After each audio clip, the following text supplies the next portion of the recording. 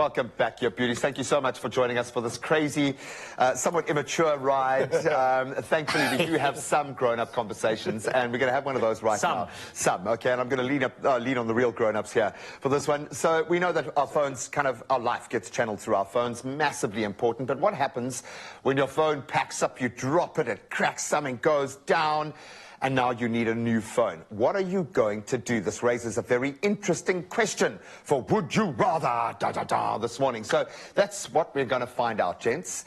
This is the scenario. Okay, you've broken your phone, you need to get a new one.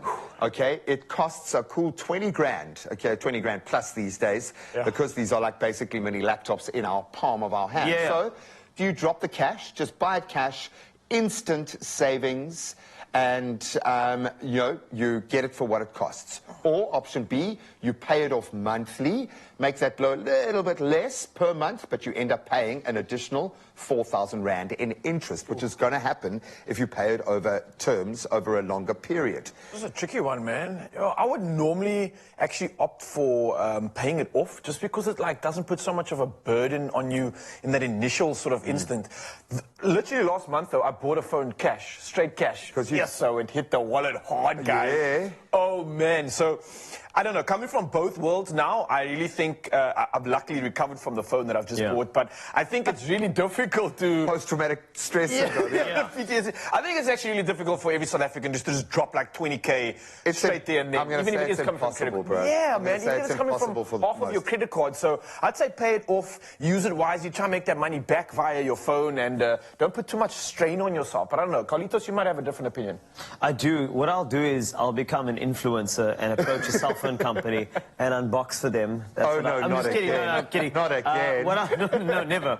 I do cash. I'll buy the phone cash. I just think I don't like being tied down to, because usually these phones come with a lot of other prerequisites. They come with other things that you have to connect, and I just feel like if it's my phone, I want to buy it cash so I can control my own prepaid spend.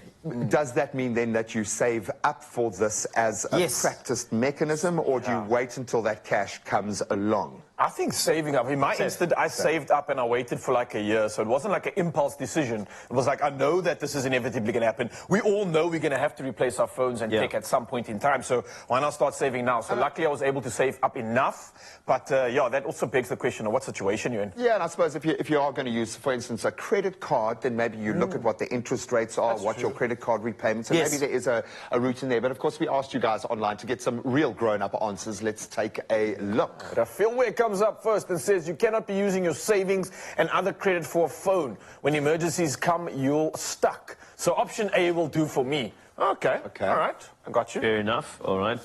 Daniil saying, I would rather pay slowly, even if it's going to cost more, because most people just don't have cash to pay for something all at once.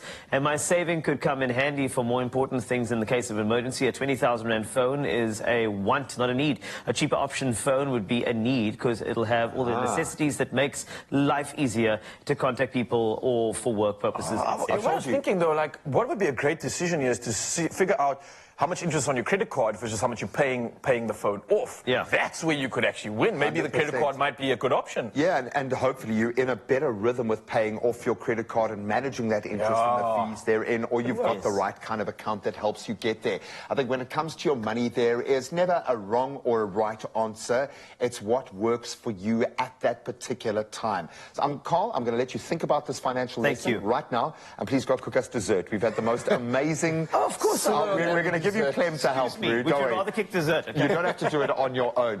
I love the fact that we get to have these conversations, though, with this Would You Rather. I know we play it down and we have a little bit of fun and are a bit immature about it, but this does really reinforce the notion it's about weighing up the pros and cons first. Don't make the decision impulsively and then have to deal with it retrospectively. These are decisions, so balance that with the right kind of education. And ultimately, no one's going to do that for you. It's something that you have to take ownership of yourself, and hopefully a new phone. Check this. The My Goals Plus account gives you cash back on groceries and 25 cents back per litre at BP. That's lit. Lit in 2023. Ay, buena. Ay.